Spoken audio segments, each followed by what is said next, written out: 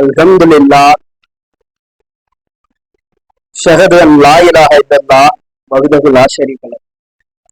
கடவுளை தவிர வேறு தெய்வம் இல்லை என்று சாட்சியம் பகர்கின்றவனாக இந்த ஜும்மாவின் முதல் உரையை ஆரம்பம் செய்கின்றேன்.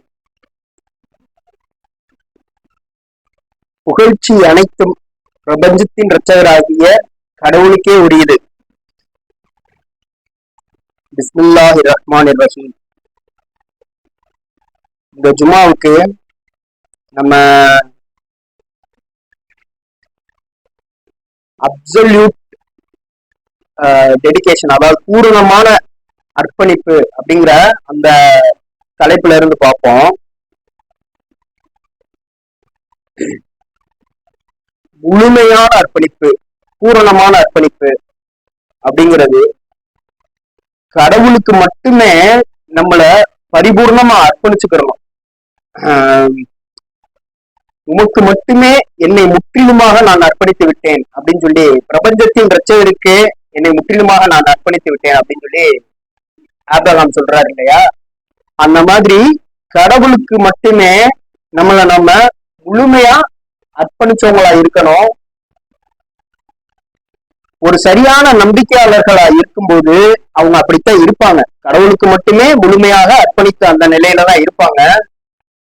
அப்படி இருக்கும்போது என்னென்னலாம் நடக்கும் அப்படிங்கறதெல்லாம் பார்ப்போம் இன்ஷா அல்லாஹ். 2:208 வசனம். நம்பிக்கை கொண்டோரே, உங்களைத்தான் நீங்கள் முழுமையான சரணடைதலை தழுவிட வேண்டும். சாத்தானின் அடிச்சுவடுகளை பின்பற்றாதீர்கள், ஏனெனில் அவன் உங்களுடைய மிக தீவிரமான விரோதியாக இருக்கின்றான். இதுல என்ன சொல்றாங்க அப்படின்னா, நம்பிக்கை கொண்டோரே உங்களைத்தான், நீங்க முழுசா உங்களை நீங்களே அர்ப்பணிச்சுக்கங்க, கடவுளுக்கு முழுமையா சரணடைய செஞ்சுக்கங்க, கடவுள்கிட்ட முழுமையா ஒப்படைச்சிருங்க, கடவுளுக்கு முழுசா நீங்க அடிபணிஞ்சிருங்க அப்படின்னு சொல்றாங்க. சாத்தானுடைய அடிச்சுவடுகளை பின்பற்றாதீர்கள், அவன் உங்களுடைய மிக தீவிரமான விரோதியாக இருக்கின்றான். இந்த உலகத்துல இருக்கிறதுலே மிக பயங்கரமான சித்தாந்தம், நம்மள பெரும்பான்மையான மனிதர்களை வழிகெடுக்கக்கூடிய சித்தாந்தம் என்ன அப்படின்னு பார்த்தோம்னா, அந்த சாத்தானிய அந்த சித்தாந்தம் தான். அது என்ன அப்படின்னு பார்த்தோம்னா, பணம் இருக்கணும், பணம் இருந்தா தான் நம்மளால வாழவே முடியும். அதெல்லாம் பத்தி நிறைய ஆர்குமெண்ட்ஸ் போகும். பணம் இல்லைன்னா நம்ம கஷ்டப்படணும் அப்படிங்கிற மாதிரியான ஒரு சித்தாந்தம். சாத்தான் என்ன இன்னொரு வசனத்துல சொல்றாங்க, சாத்தான் உங்களை வறுமையை வாக்களித்து தீமை புரியும்படி உங்களுக்கு கட்டளை இடுகின்றான். நீ இது இல்லைன்னா அப்படி ஆயிருவ, அப்ப நீ இந்த லஞ்சம் வாங்கு, ஊழல் செய்யு அப்படிங்கறதெல்லாம் சாத்தானுடைய அந்த ஒரு சித்தாந்தமா இருக்குது, சாத்தானிய சித்தாந்தமா இருக்குது. ஆனா நம்ம இங்க உயிர் வாழணும் அப்படின்னு கடவுள் விதிச்சுட்டாரு அப்படின்னா, அதுக்கு பணமோ அல்லது எந்த முகாந்திரமோ எதுவுமே தேவையில்லை. அது இல்லாமலும் இந்த வாழ்க்கையில உயிர் வாழக்கூடியவங்க இருக்கத்தான் செய்யறாங்க. காட்டுவாசிகள், காட்டுக்குள்ள போய் பார்த்தோம்னா காட்டுவாசிகள் வாழ்றான், அவன் என்ன பணத்தையா வச்சு வாழ்றான். ஆனா ஏன் நம்ம கண்ணுக்கு பணம் இருந்தாதான் நம்மளுக்கு ஒரு ஒரு வாழ்க்கை, இந்த வாழ்க்கையே நம்மளால வாழ்ந்து முடிக்க முடியும்னு ஏன் தோணுது அப்படின்னா, ஏன்னா நம்ம கண்ணால பார்க்கிறதை மட்டுமே நம்பக்கூடிய மனப்பாங்குடையவனாக மனிதன் இருக்கின்றான்னு சொல்றார் 2வது அத்தியாயத்துல. அதை எதை கண்ணால பாக்குறானோ அதை மட்டுமே நம்புறான். அப்ப என்ன பாக்குறோம் நம்ம பெரும்பான்மையா? காசுதான். நிறைய பேருக்கு காசு இருக்கிறதுனாலதான் அவன் இப்படி இருக்கிறான், காசு இருக்கிறதுனாலதான் கஷ்டம் இல்லாம இருக்கிறான். அப்ப இது நம்மளுக்குள்ள புகுத்தப்பட்டுக்கிட்டே இருக்குது. உடைக்க முடியாத சித்தாந்தமா, பேச முடியாத, நம்மளால நம்பிக்கைய கொண்ட நிலையில இருக்கிறோம். அவங்கள்ட்ட எதிர்த்து, அந்த காசு வேணும்னு சொல்றவங்கள்ட்ட எதிர்த்து பேசக்கூட முடியாது நம்மளால. ஏன் அந்த மாதிரியான ஒரு வலுவான சித்தாந்தமா காசு வேணும் அப்படிங்கிற அந்த ஒரு சாத்தானிய சித்தாந்தம் இருக்குது. இப்ப அந்த சப்மிட்டர்ஸே கூட என்ன செய்யறாங்க அப்படின்னா, நிறைய பேர் நான் பேசினவங்க வரைக்கும் காசு இருக்கணும், கடவுள் தான் எல்லாத்தையும் செய்யறாரு, அதுக்கு காசு இல்லாம எப்படி வாழ முடியும் அப்படின்னு கேட்கறாங்க. அது ஒரு வகையான இணை வைப்பு, ஆனா அது அவங்களுக்கு தெரியல. இப்ப அதே அவங்கள்ட்ட போய் நம்ம இப்படி கேள்வி கேட்டோம்னு வச்சுக்கோங்களேன், உங்களுக்கு காசுதான் உங்களை வாழ வைக்குதா இல்ல கடவுள் உங்களை வாழ வைக்கிறாரான்னு கேட்டோம்னா, இல்ல கடவுள் தான் வாழ வைக்கிறாரு. இது உதட்டளவு பேச்சு, அது புரியுதா உங்களுக்கு? ஆனா அவங்க கடவுள் தான் வாழ வைக்கிறாருங்கிற நம்பிக்கை ஆழமா இருந்திருந்தா காசு வேணுங்கிற வாதத்துக்கு அவங்க போயிருக்க மாட்டாங்க. அப்ப கடவுள் தான் வாழ வைக்கிறாரு, இது உதட்டளவு பேச்சு. அப்ப அவங்க மனசுல என்ன ஊன்றி இருக்குது அப்படின்னா, இந்த காசும் வேணும் அப்படின்னு நம்ம நினைக்கும் போது, ஏதோ ஒண்ணு கடவுளோட ஏதோ ஒண்ணு நம்மளுக்கு உதவி செய்யும்னு நினைக்கும் போது, அது முழுமையான அர்ப்பணிப்பு ஆகாது. கடவுளுக்கு மட்டும் நான் என்னை முழுசா சரணடைய செஞ்சுக்கிட்டேன்னு சொல்ல முடியாது நம்மளால. அது முழுமையான அர்ப்பணிப்பே கிடையாது. அது இணைத்தீர்வ வழிபாட்டுலதான் இருக்கிறோம் நம்ம. அவங்கள்ட்ட கடவுள் கேட்கிறாரு இல்லையா, இந்த வானங்களையும் பூமியையும் படைச்சது யாருன்னு அவங்கள்ட்ட கேளுங்க. அவங்க சொல்லுவாங்க கடவுள்னு சொல்லுவாங்க. அப்படியே நீங்க பொறுத்தவங்களை வழிபடுறீங்க அப்படின்னு சொல்லி கேட்கறாங்க. அந்த வசனத்துல இருக்குது. அப்ப அவங்க எல்லாத்துலயுமே என்ன சொல்றாங்க அப்படின்னா, நம்ம வாழ்றதுக்கு காசு தேவையா, கடவுள் தேவையா, கடவுள் தான் சொல்றாங்க. அப்புறம் ஏன் நீங்க இணைத்தீர்வ வழிபாடு செய்யற அப்படின்னு கேட்கும்போது அது அவங்களால ஒத்துக்கிற முடியல. ஏன்னா இந்த வசனத்துல சொல்ற மாதிரி, ஏனெனில் சாத்தானின் அடிச்சுவடுகளை பின்பற்றாதீர்கள். இந்த சித்தாந்தத்தை நம்ம ஃபாலோ பண்ண கூடாது. நம்ம அதுல உறுதியான நம்பிக்கை உடையவர்களா இருக்கணும். 10:84 மோசஸ் உடைய சமூகத்தார்கிட்ட மோசஸ் சொல்றாங்க. மோசஸ் கூறினார், என் சமூகத்தாரே, நீங்கள் மெய்யாகவே கடவுள் மீது நம்பிக்கை கொண்டிருந்தால் பின்னர் உங்களுடைய பொறுப்பை அவரிடம் ஒப்படையுங்கள். மெய்யாகவே நீங்கள் சரணடைந்தவர்களாக இருந்தால், நீங்க உண்மையிலே நம்பிக்கை வச்சிருந்தீங்கன்னா இந்த உலக தொடர்பு எல்லாத்தையும் துண்டிச்சுட்டு ஒரு வசனத்துல நம்ம பாக்குறோம் இல்லையா, அவங்க உண்மையிலேயே நம்பிக்கையாளர்களா நீங்க இருந்தீங்கன்னா, நீங்க கடவுளால இது உங்களுக்கு செஞ்சு கொடுத்துட முடியாதுன்னு நீங்க நினைச்சீங்கன்னா, இந்த உலகத்துல எந்த ஒன்னாலையும் உங்களுக்கு உதவி செய்ய முடியாதுங்கிற நம்பிக்கைக்குள்ள கடவுளால மட்டும்தான் எனக்கு உதவி செய்ய முடியும்னு சொல்லி அவரை நோக்கி வானத்தின்பால் திரும்பி அவர்கிட்ட கேளுங்க. அப்ப அவர் என்ன தெரியுமா வாக்குறுதி கொடுக்குறாரு, உங்க கஷ்டம் நிவர்த்தி அடைகிறத நீங்க பாப்பீங்க. இது கடவுளுடைய வாக்குறுதியாக இருக்கு. என்ன சொல்றாருன்னா, இந்த காசு வேணும், இந்த நம்மளுக்கு படிப்பு வேணும், நம்மளுக்கு இந்த ஒரு நல்ல சௌகரியமான சூழ்நிலை வேணும், இதெல்லாம் இருந்தா தான் நான் வாழ முடியும் அப்படின்னு நம்ம நினைக்கிறோம். இது எல்லாத்தையுமே நீங்க விட்டுட்டு, இது எதாலையுமே எனக்கு உதவி செய்ய முடியாது அப்படின்னு எல்லாத்தையும் அறுத்து எரிஞ்சுட்டு கடவுள்கிட்ட மட்டும் நீங்க உங்க தலையை திருப்பிக்கிட்டா, உங்கள்ட்ட முழுவதுமா நீங்க கடவுள்கிட்ட போயிட்டீங்கன்னு சொன்னா, அதை கடவுள் உடனே நிவர்த்தி செஞ்சிடுறேங்கிற. அதை நான் நிவர்த்தி செஞ்சு காட்டுறேன், நீ செய்ய முடியுமா அப்படின்னு கேட்கிற. உன்னால அதை செய்ய முடியுமா அப்படிங்கிற. அப்ப இந்த உலகத்துல நம்ம இன்னும் ரொம்ப கஷ்டப்பட்டுக்கிட்டு இருக்கோம், கவலைப்பட்டுக்கிட்டு இருக்கோம், துன்பப்பட்டு இருக்கோம், வேதனைப்பட்டுக்கிட்டு இருக்கோம் அப்படின்னா அதுக்கு காரணம் யாரு? நம்ம தான். நம்ம ஏன் அப்படின்னா, நம்ம நம்பிக்கையில முழுமை அடையல. அந்த நம்பிக்கையில முழுமை அடையாததன் விளைவாக என்ன நடக்குதுன்னா, கடவுள்கிட்ட நம்மளால அந்த ஒரு பரிபூர்ணமான அர்ப்பணிப்பை கடவுளுக்கு நம்மளால செய்ய முடியல.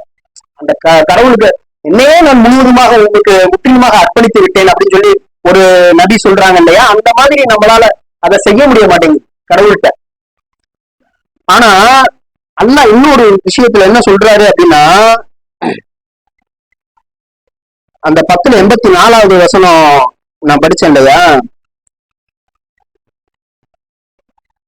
நீங்க அப்படி ஒரு வகையான ஒரு முழுமையான அர்ப்பணிப்பை நீங்க கடவுள்கிட்ட செஞ்சுட்டீங்கன்னு சொன்னா, உங்களுடைய பிரார்த்தனைகள் எதுவா இருந்தாலும் உடனே பதிலளிக்கப்பட்டுருதுங்கிறார். நீங்க முழுசா கடவுள்கிட்ட சரண் அடைஞ்சிட்டீங்க, முழுசா, அதாவது A to Z எனக்கு எதுவுமே எனக்கு இந்த உலகத்துல உதவி செய்ய முடியாது, கடவுளே உங்களுக்கு மட்டும்தான் எல்லா சக்தியும் இருக்குது, உங்களால மட்டும்தான் முடியும் அப்படின்னு நீங்க சரண் அடைஞ்சிட்டீங்கன்னு சொன்னா உடனே நான் உன் பிரார்த்தனைக்கு பதில் அளிக்கிறேன். உதாரணத்துக்கு ஒரு வசனம் என்ன இருக்குது அப்படின்னு பார்த்தா, 10:88 மோசஸ் கேட்கிறாரு கடவுள்கிட்ட, தனிச்சு அவரால் மட்டும்தான் முடியும்னு நம்பி அந்த பிரார்த்தனையை கேட்கிறாரு. அது என்ன பிரார்த்தனைன்னு பாத்தீங்கன்னா, எங்கள் இரட்சகரே, மோசஸ் கூறினார், எங்கள் இரட்சகரே, பேரோவுக்கும் அவனுடைய பிரதானிகளுக்கும் இவ்வுலகத்தின் சௌகரியத்தையும் வளங்களையும் நீர் வழங்கி இருக்கின்றீர். எங்கள் இரட்சகரே, அவர்கள் உமது பாதையில் இருந்து மற்றவர்களை துரத்துவதற்கு மட்டுமே அவற்றை பயன்படுத்துகின்றனர். எங்கள் இரட்சகரே, அவர்களுடைய வளங்களை துடைத்தெடுத்து விடுவீராக. மேலும் வலிமிகுந்ததொரு தண்டனையை அவர்கள் காணும் அந்நாள் வரை நம்பிக்கை கொள்வதிலிருந்து அவர்களை தடுக்கும் வண்ணம் அவர்களுடைய இதயங்களை கடினமாக்கி விடுவீராக அப்படின்னு சொல்லி கடவுள்கிட்ட மோசஸ் பிரார்த்தனை செய்யறாரு. அதுக்கு அடுத்த வசனமே என்ன சொல்றாங்க, அல்லாஹ் அவர்கிட்ட சொல்றாரு, அவர் கூறினார், மோசஸ் மற்றும் ஆரோனே, உங்களுடைய பிரார்த்தனை பதிலளிக்கப்பட்டு விட்டது. எனவே உறுதியோடு இருப்பீர்களாக. மேலும் அறியாதவர்களின் வழிகளை பின்பற்றாதீர்கள்.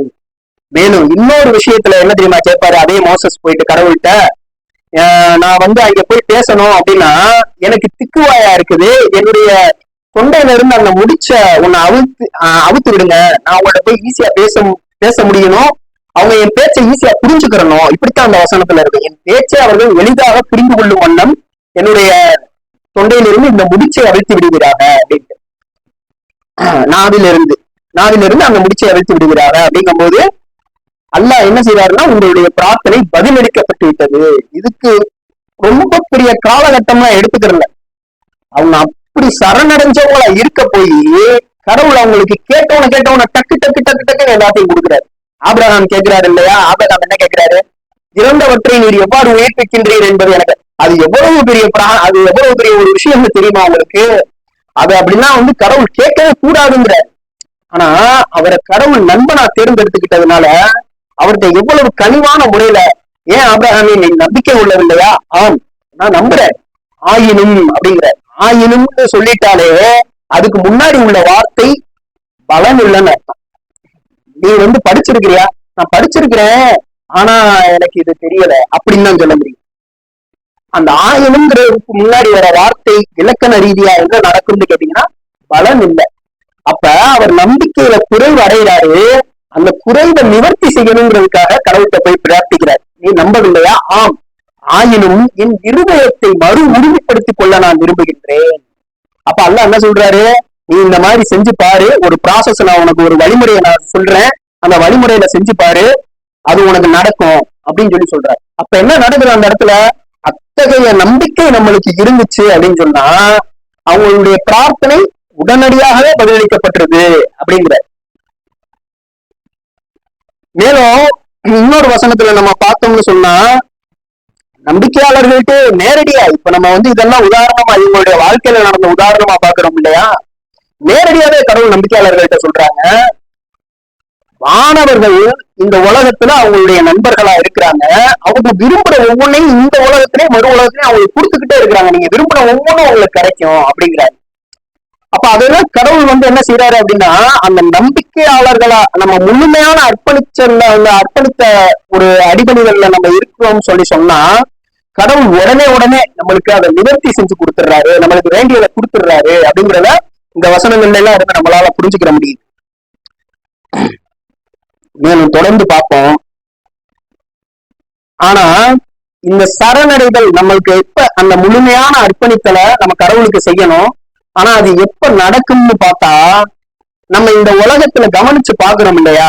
எல்லா விஷயங்களையும் கவனிச்சு பாக்குறோம், சிந்திச்சு பாக்குறோம், ஆராய்ந்து பார்க்கிறோம் இல்லையா? இப்படி இந்த ப்ராசஸிங் மூலியமா தான் கடவுள்கிட்ட நம்மளால முழுமையா போய் அர்ப்பணிச்சுக்கிற முடியும். இந்த ப்ராசஸ் இல்ல அப்படின்னு வச்சுக்கோங்களேன், இந்த ப்ராசஸ் எல்லாம் நம்மளுக்குள்ள நடக்கவே இல்லை அப்படின்னா நம்மளால முழுமையா அர்ப்பணிச்சுக்கிற முடியாது.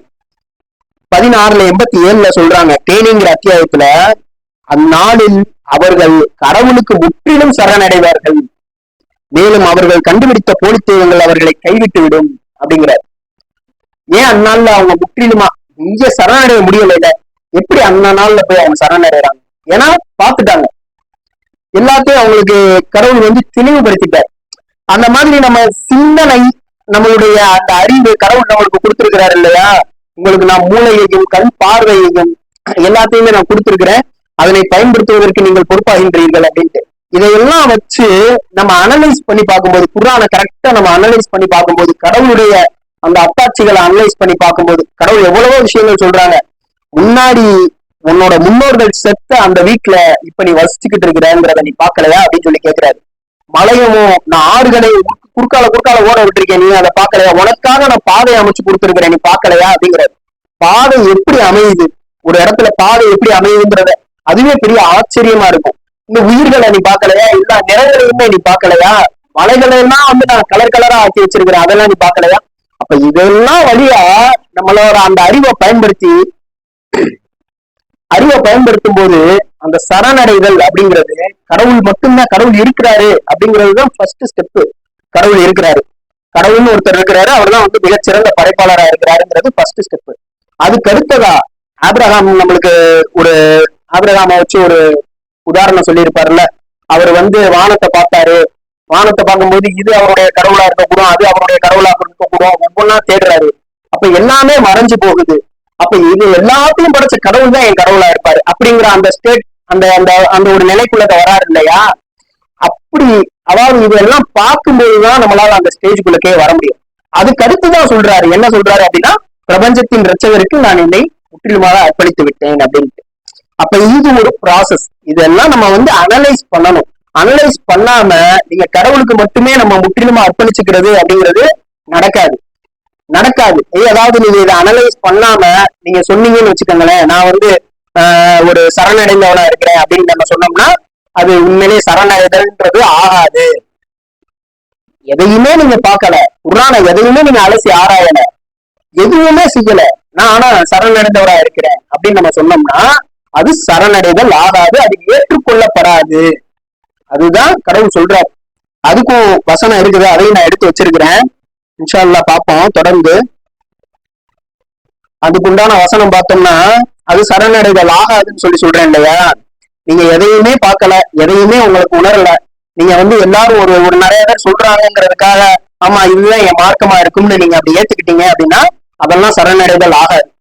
அது எப்படி அப்படின்னா 24:47 சொல்றாரு, அவர்கள் கூறுகின்றனர், நாங்கள் கடவுள் மீதும் தூதர் மீதும் நம்பிக்கை கொள்கின்றோம், மேலும் நாங்கள் கீழ்ப்படுகின்றோம், ஆனால் பின்னர் அவர்களில் சிலர் அதற்கு பின்னால் சருகி விடுகின்றனர், இவர்கள் நம்பிக்கையாளர்கள் அல்ல அப்படிங்கிறார்.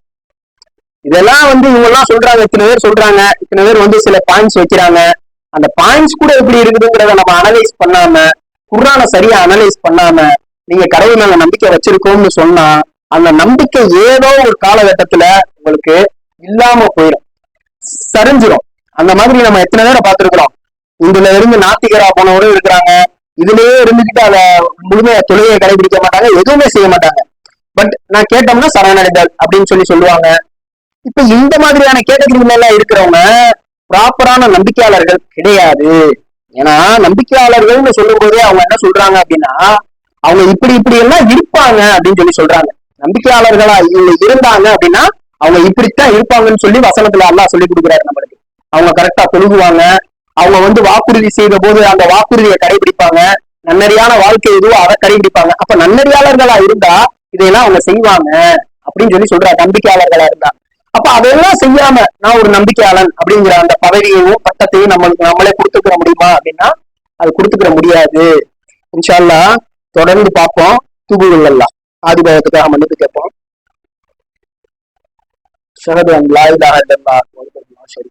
கடவுளை தவிர ஒரு தெய்வம் இல்லை என்ற சாட்சியம் பகருகின்றவனாக இந்த ஜும்மாவின் 2வது உரையை நான் ஆரம்பம் செய்கின்றேன். அல்ஹம்துலில்லாஹ். எல்லா புகழும் பிரபஞ்சத்தின் இரட்சகராகிய கடவுளுக்கே உரியது. அப்படிப்பட்ட ஒரு சரியில்லாத போன இதுல விட்டதுல இருந்து நம்ம தொடர்றேன். அப்படிப்பட்ட சரியில்லாத நம்பிக்கையில அவங்க இருக்கும்போது அவங்கள சில சூழல்களின் மூலியமா கடவுள் வெளிப்படுத்தி காமிச்சிடுறாரு, உன் நம்பிக்கை முழுமையானது அல்ல அப்படின்ட்டு. 24:48 பார்த்தோம்னா, அவர்களுக்கிடையில் தீர்ப்பளிக்க கடவுளிடமும் அவருடைய தூதரிடமும் அவர்கள் அழைக்கப்படும் போது அவர்களில் சிலர் கலக்கமடைந்து விடுகின்றனர் அப்படின்னு சொல்றாரு. அவங்களுக்குள்ள ஒரு சச்சரவு வருது. அந்த சச்சரவு குறித்து அவங்க சரி வாங்க கடவுளுடைய தூதர் இருக்கிறாங்க, அவங்கள்ட்ட போய் நம்ம இதுக்கு என்ன செய்யறதுன்ற ஒரு ஆலோசனையை கேட்போம் அப்படின்னு சொல்லும் போது அவங்க தயக்கம் அடைறாங்க. ஏன் தயக்கம் அடைறாங்க அப்படின்னா, ஆயினும் தீர்ப்பு அவர்களுக்கு சாதகமாக இருந்தால் அவர்கள் தயக்கமின்றி அதனை ஏற்றுக்கொள்கின்றனர். ஏன் தயக்கம் அடைகிறாங்க அப்படின்னா 24:50 சொல்றாங்க, கடவுளும் அவருடைய தூதரும் தங்களை அநீதமாக நடத்தக்கூடும் என்று அவர்கள் அஞ்சுகின்றனரா அப்படின்னு கேட்கிறாங்க. இது ஏதாவது நம்மளுக்கு வந்து ஒரு பாதகம் ஆகிருமோ, இந்த குர்ஆனை நம்ம படிக்கிறோம், இந்த குர்ஆனின் படிதான் நம்ம தீர்ப்பு செய்யணும் அப்படிங்கறதெல்லாம் இருக்குது. இப்ப நம்ம சரணடைதல்னு ஒரு இடத்துல இருக்கிறோம் அப்படின்னா இந்த குர்ஆனை வச்சு அவங்களுக்கு சுட்டி காட்டும் போது இந்த குர்ஆன்ல இப்படி எல்லாம் வசனம் இருக்குது, இந்த மாதிரி எல்லாம் கிரிட்டீரியாஸ் இருக்குது, நம்பிக்கையாளர்களா இருந்தா நம்ம இதை ஃபாலோ பண்ணணுங்கிற கிரிட்டீரியாஸ் இருக்குது அப்படின்னு நம்ம சொல்லும் போது அவங்க அதை கேட்க மாட்டாங்க. ஏன் அப்படின்னா அதன் பக்கம் போனா நம்ம அதுல இருந்து பின்னாடி போயிருவோமோ, நம்ம இருக்கிற நிலை நம்மளுக்கு பின்தங்கி போயிருமோ அப்படின்னு அவங்க நினைக்கிறாங்க அப்படின்னு சொல்லு. அதாவது அவங்க முழுசா நம்பிக்கை கொள்ளலைன்னா அவங்களால எதையுமே இந்த குர்ஆன்ல இருக்கிற எந்த கட்டளைகளையும் அவங்களால ஃபாலோ பண்ண முடியாது. அப்படியே ஃபாலோ பண்ணாலும் அதுல ஒரு பரிபூரணத்துவம் இருக்காது, அதுல ஒரு உண்மை இருக்காது அப்படிங்கிறதுதான். அப்ப நம்ம இதையெல்லாம் செய்யணும் அப்படின்னா, இதெல்லாம் நம்ம வந்து உண்மையா கடவுளுக்கு உளப்பூர்வமா செய்யணும் அப்படின்னா அதனாலதான் சொல்லுவாங்க தொழுகையாளிகளுக்கு கேடுதான் அப்படிம்பாங்க. தொழுகையாளிகளுக்கு கேடுதான் வசனம் இருக்கு. அவர்கள் தங்கள் தொழுகைகளின் போது கவனமற்றவர்களாக இருக்கின்றனர் அப்படின்னு சொல்லுவாங்க. கவனமற்றவர்களா இருக்கிறாங்க, அவங்க எந்திரிச்சு நிற்கும் போது சோம்பலுடனே எந்திரிச்சு நிற்கிறாங்க அப்படின்லாம் சொல்லுவாங்க. இதெல்லாம் ஏன் நம்மளால ஒரு கடவுளுக்கு மட்டுமே அர்ப்பணிச்ச ஒரு ஒரு நல்ல ஒரு டெடிகேட்டடா நம்மளால பண்ண முடியல. அந்த டெடிகேட்டடாங்கிற வார்த்தைக்கு உங்களுக்கு ஒரு உதாரணம் சொல்லணும்னா, காலையில 5 மணிக்கு வேலை இருக்குது, அதுக்கு அடிச்சு பிடிச்சு நம்ம கிளம்பி போறோம், அது டெடிகேஷன். அது மூலியமா ஒரு வாழ்வாதாரம் வருது, அது டெடிகேஷன். அப்ப ஏன் அதை நீங்க இந்த தொழுகையில உங்களால செய்ய முடியல, டெடிகேட்டடா அர்ப்பணிப்புணர்வோட செய்ய முடியல அப்படின்னா, நம்ம எதையுமே ஆராயல, எதையுமே பார்க்கல, நம்ம முழுசா சரணடையல, அர்ப்பணிக்கல. நம்மளுடைய இதுக்கு ஒரு உதாரணம் என்னன்னா, நீங்க ரொம்ப நாள் பிரார்த்திச்சுக்கிட்டு இருப்பீங்க, ஆனா உங்களுடைய பிரார்த்தனைக்கு பலன் கிடைச்சிருக்கவே கிடைச்சிருக்கு. அது ஏன் கிடைச்சிருக்காது அப்படின்னா, நம்ம சரியான நம்பிக்கையில இல்லாததுனாலதான் அந்த பிரார்த்தனைக்கான பலன் நம்மளுக்கு கிடைக்கவே இல்லை. நம்ம ஒருவேளை சரியான நம்பிக்கையில இருந்திருந்தோம்னா பிரார்த்தனைக்கான பலன் கிடைச்சிருக்கும். இப்ப நான் சொன்ன வசனங்கள்ல எல்லாம் இருந்தா அர்த்தம் நம்மளால புரிஞ்சிருக்கிற முடியுது. ஆனா எதை வேணாலும் பிரார்த்திக்கலாமா அப்படின்னா அப்படி கிடையாது. ஏன்னா நம்ம மறுக்கிறவங்களுடைய நயவஞ்சகர்களுடைய பிரார்த்தனைகளுக்கும் நம்பிக்கையாளர்களுடைய பிரார்த்தனைகளுக்கும் வித்தியாசம் இருக்குது. குர்ஆன்ல நம்பிக்கையாளர்களுடைய பிரார்த்தனைகளை எல்லாம் எடுத்து பார்த்தோம்னா, எனக்கு இதை கூட அதை கூட, நம்ம நிறைய வயல்ல பார்த்ததுதான், அதை கூட இதை கூடன்னு கேட்க மாட்டாங்க. அவங்களுடைய பிரார்த்தனை வேற லெவல்ல வேற மாதிரியான ஒரு இதுல இருக்கும்.